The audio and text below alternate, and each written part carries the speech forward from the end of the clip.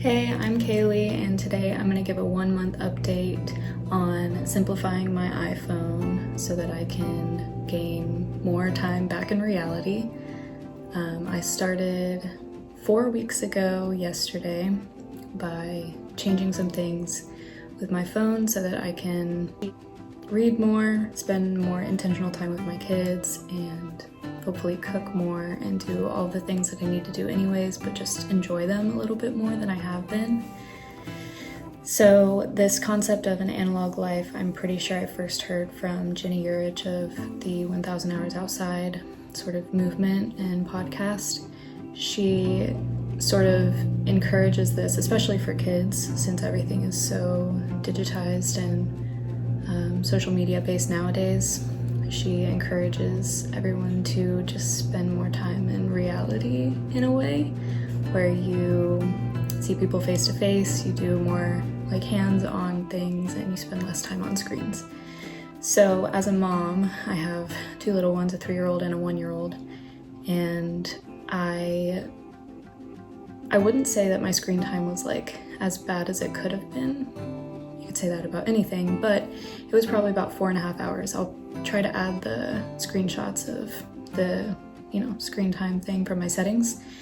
It was about 4.5 hours, I think, starting out, and then most recently when I screenshot it, it was about 1 hour a day, which I feel pretty good about because if you think about it, time is very precious when you have little kids, especially if you want to do anything for your personal enjoyment, essentially. So in order to be practical with my phone, because it is a tool, I kept all of my needs, which is going to be different for each person, I think. But for me, it was messages and phone calls / FaceTime, my camera, maps, Spotify for in the car, because I don't necessarily find myself using it throughout the day. It's usually only in the car. And then what I am calling life admin stuff, which is my shared calendar with my husband, email, notes, bills related things, banking related things. All of that is under my life admin category because I might technically need to access it when I'm out, and if I don't already have it on my phone, it's going to take that much longer. Anyways, and the things that I got rid of on my phone were social media of all kinds, so like Pinterest, YouTube, Facebook, Instagram. Those are the main ones that I have. I don't have like TikTok or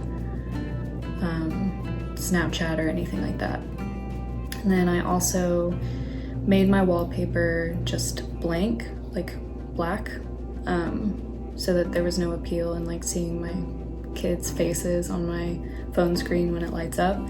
And then I also have that setting that most iPhones think I have automatically, where you triple click the lock button and it turns it to black and white. I try to keep my phone in that mode most of the time unless I'm looking at pictures or taking pictures, so that it's just less appealing, because that's just the psychology of color. And Siri, I just disabled. Excuse me. Siri, I just disabled, and I have always had my notifications limited to just messages and phone calls, but I'm just gonna add that in for anyone who doesn't already do that. Just turn off all of your notifications, every single last one of them, even for email, because then essentially it's like when you know a bill is coming up and you're gonna get an email for it, you're gonna check anyways. And then another thing, which I hadn't considered when I've done this before, was all storage documents, like in my Files app or even in your email, that are important. I just move them all to a different device that I access less frequently, so that it's not an option for me to like do big stuff on my phone where I could get distracted, or when I'm out, because at that point it's like not really, unless you had planned for it, it's not really necessary. So those are all the things that I got rid of. And it was like a cold turkey thing. I didn't try to limit it. I didn't try to like log out so that it was more inconvenient to log back in. I just deleted the apps, and they're not on my phone at all. The other things that I kind of did in addition to this switch with my phone was that I started wearing just a regular watch so that I could tell the time without picking up my phone, and so that I could leave my phone off of my person most of the time, because that is like the main thing with my phone. I would like pick it up to check the time, or I would pick it up intending to check the time, and it would end up being just like a time suck, and you would end up on Facebook or Instagram or Reels or whatever it is. So that kind of ties into the other thing where I would, instead of having my phone on vibrate or silent most of the time, I turn my sound on so that it's easier for me to actually be notified without my phone on me, because I can hear it, versus knowing that it's silent and going to check it because I wouldn't have heard it for any notifications. And I'll also add my like pickup count from the first week versus this past week. So I can't remember the numbers, but it did go down. So those are kind of like the additional things that I did alongside of this kind of clear out of my phone. And ultimately, the goal of all of this was just obviously reducing screen time, period, but then subsequently reducing social media time specifically, because that is a huge time suck. It's meant to be that way. And it just fosters this mindset of comparison and just information overload, especially when it's meant to be in short little snippets. You think it can be really valuable, but in a way, because it gets you scrolling and it gets you looking and going down all these little trails, it ends up being more overwhelming and jumbled than actually informational, in terms of you get the information, you assess your life, and then you make necessary changes, whether that means you like do something different action-wise, or you are like getting rid of things in your life or adding things into your life, which social media is really good for making you think that you need more stuff specifically. So there's that. And then I also really wanted to be more intentional with my time when the kids were down for naps or bedtime, because that in and of itself in a day could be like 4 hours, really, of the time that I was spending on my phone. The couple hours while they were napping, I could scroll, and then by the time they get up, it's like I hadn't really done anything productive. And I don't mean productive in the sense that you need to work at all hours of all the days, especially when you have kids. You need rest. But scrolling on your phone isn't the sort of rest that would be fulfilling in the same way that reading a book would, or doing a workout, or tackling a little project that you couldn't do while they're awake. Stuff that actually makes you feel better and doesn't just feed into a negative feedback loop, essentially. I wanted to be more about what I talk about to other people, especially when it comes to spending less time on social media and screens in general, and spending more time in reality and enjoying the things that are more fulfilling in life, which is kind of ironic because I'm sitting here making this video, but we'll get to it. I also specifically wanted to read more because I have a handful of books that I have had but haven't finished, and the great thing about this experiment is that it's been a month and I have finished I have them stacked up here. 1, 2, 3, 6 books that I had and hadn't finished that were just sitting on my shelf.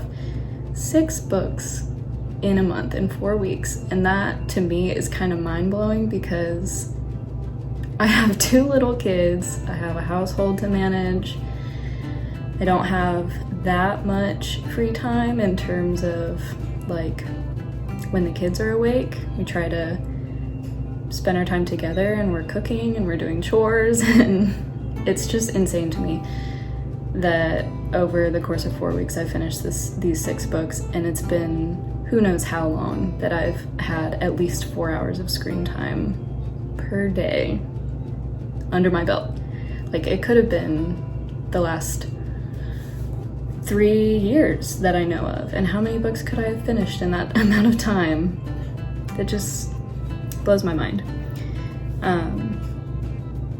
And so that's what I feel like I have actually accomplished. I don't have that itch as much anymore to pick up my phone like in the random little moments throughout the day, and I also feel more present with my kids, especially when we're outside or at a park or going grocery shopping or whatever it is.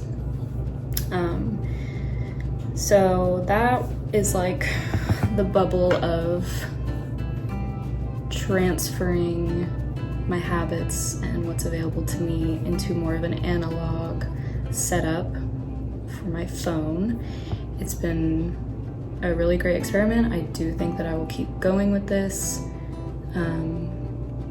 And I'm happy with the results just in terms of like what I can measure.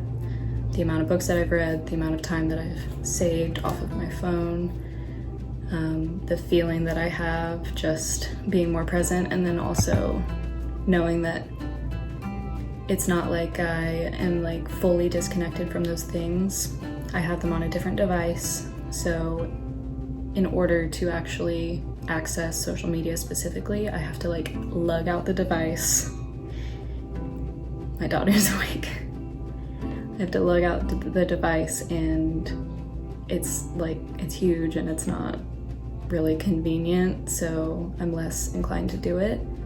And then I also have it right next to all my books, so when I go to reach for it, I'm like, wait a minute, is that really what I want?